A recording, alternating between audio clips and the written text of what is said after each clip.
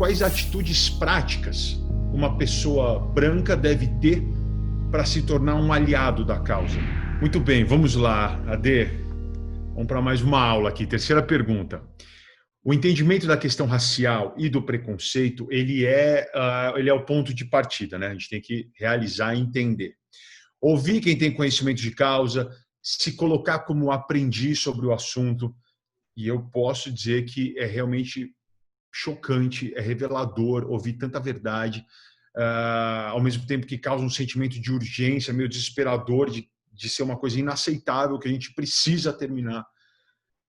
Mas nós, brancos, às vezes ficamos passíveis, mas isso tem que mudar também. A gente tem que ter uma postura ativa dentro desse cenário. Então, eu queria perguntar para você, quais atitudes práticas uma pessoa branca deve ter para se tornar um aliado da causa? Os aliados da causa, eles geralmente aparecem quando eles fazem muitas reflexões, auto-reflexões sobre quem sou eu nessa sociedade racista. Estão muito preocupados assim estão muito menos preocupados em limpar a própria barra, tá? O aliado geralmente não está preocupado em limpar a própria barra. Ele já vem falando assim: eu sei que eu fui racista sim, dia 12 de julho do ano passado, quando eu falei aquilo assim, e realmente foi, cara, eu preciso mudar, eu vou mudar, vamos fazer diferente. O aliado, geralmente, ele chega assim, tá? Quando ele já chega querendo ser protagonista da causa, a gente já entende que não é aliado, porque nós estamos há 5 séculos nesse continente, que são as Américas, e a gente já teve que lidar com eles em outro tempo, entendeu? E a gente já conhece todos eles, entendeu? O aliado canta que a cor dessa cidade é ele, entendeu? E tem tanta coisa que ele diz que é dele, entendeu? Quem manda na cidade é ele, fala que é a rainha do negócio. É difícil, tá? Mas aí, o que uma pessoa que é aliada pode fazer? Visibilizar as pessoas negras. Mas, para isso, ela precisa ouvir.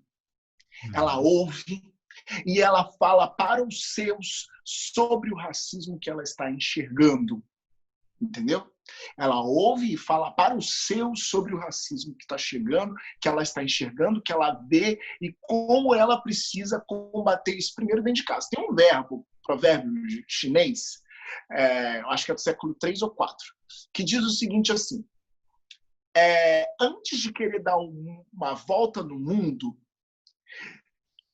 e mudar o mundo e fazer coisas miraculosas pelo mundo, dê 3 voltas na sua casa. E é sempre a coisa que eu falo para a pessoa, que é: dá 3 voltas na sua casa, na sua vida, arruma o seu guarda-roupa. Você não pode comprar outro vestido, porque não cabe. Então, comece fazendo aquela auto-reflexão. Depois, visibilize pessoas negras. Por exemplo, se você é uma pessoa que tem mídia, dê mídia para as pessoas. Se você é uma pessoa que tem contatos dentro do RH, faça com que a empresa seja mais diversificada lá dentro. Se você é uma pessoa que é um professor numa escola, visibilize histórias que não sejam somente histórias eurocentradas.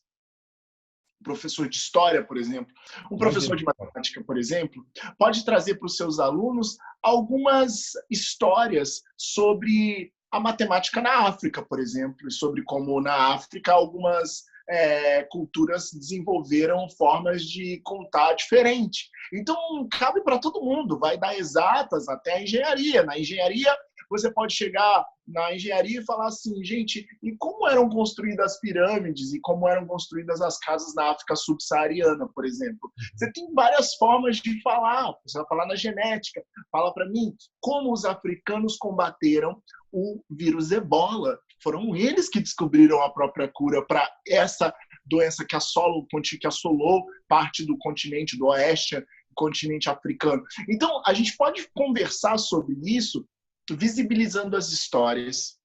Um diretor de cinema pode simplesmente começar a contar as histórias, dando oportunidade para que outros diretores de cinema negros também tenham o mesmo tipo de oportunidade. Uma pessoa que vê um projeto grande, que ela pode falar assim: eu vou apostar nesse projeto. Então, visibilizar as pessoas. Nesse momento, o que nós queremos é visibilidade. Visibilidade para que nós possamos contar as nossas histórias de forma a trazer mais empatia e começar a trazer mais aliados, para que possamos fazer, de fato, uma mudança na sociedade. E eu acredito que posso acrescentar aqui como pai de 3, que é fundamental também para que a gente passe adiante para a próxima geração, porque eu acredito muito no fim do racismo, como também no fim do preconceito com os deficientes ou com, enfim, tudo que assola moralmente, eticamente a nossa sociedade. Eu acredito no fim disso com as próximas gerações vindo.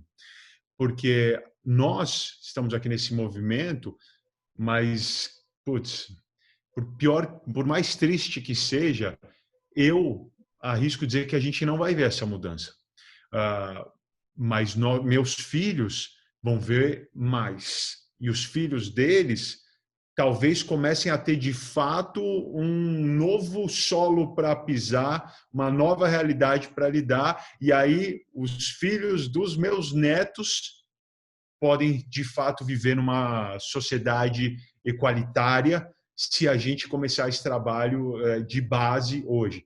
Então, eu acho que eu queria acrescentar isso como pai branco, que eu crio os meus filhos antirracistas, eu crio os meus filhos mostrando para eles protagonistas pretos, eu crio meus filhos contando histórias e muitas vezes, até por eu consumir a cultura preta bastante, eu mostro para eles até às vezes mais do que a branca, e eu acho que isso é aquilo que você falou, bota em destaque e dá protagonismo para os pretos. E é um protagonismo sem exotificação, né? Ai, olha que bonita! Olha que... Não, filho, olha, isso aqui é como a gente tem... Por exemplo, tem uma frase que os brancos usam muito, que é a frase mais eurocêntrica do universo. É uma frase que chega a ser até uma piada para mim. Quando vira para mim e fala assim, nossa, você tem, no meu caso, né, 33 anos, não parece que você tem 33 anos. Ah, porque vocês negros, nossa, vocês envelhecem muito devagar. E eu falo, nós não envelhecemos devagar. Nós envelhecemos no nosso processo natural. Você, como branco, não é padrão de envelhecimento. O mundo não gira em torno do seu umbigo branco. Eu sou um processo de envelhecimento normal para o meu grupo étnico. Você vai falar isso para um japonês? O japonês se olha para cá e diz, mas quantos anos tem essa pessoa? Então, ele envelhece dentro do grupo étnico dele. O que a gente precisa entender e parar de achar é que a Europa é padrão, de que o europeu é padrão de alguma coisa. O europeu é o grupo étnico, o menor grupo étnico no mundo hoje. Se a gente for colocar o maior grupo étnico no mundo, talvez a gente vá falar dos chineses do grupo étnico Han. Não são todos os chineses, os chineses Han. Depois vai falar dos indianos, depois a gente vai falar de outros grupos. Até a gente chegar nos europeus, que são pequenas tribos divididas. Eu falo, é tribo dividida, tá? A gente não fala assim, Xingu, tem aquele grupo, tem outro. Mesma coisa. Os dinamarqueses, os noruegueses, os bielorrussos. É um monte de tribo, entendeu? Um monte de tribo que passou a dominar a ideia de que é civilizado. E eu duvido que a gente vai chamar um grupo que escravizava a minha avó na quinta-feira, que estuprava os meus primos na sexta-feira, que no sábado chicoteava os meus bisavós e no domingo ia para a missa ou para o culto. É a última coisa que eu quero chamar essas pessoas de civilizados. Os brancos descendem dos grupos mais bárbaros e que cometeram as maiores atrocidades que a nossa sociedade já participou e já viu. E, portanto, a última coisa que os brancos são é descendente de alguém que era civilizado. Civilidade está muito longe da história dos seus antepassados. E é importante entender isso.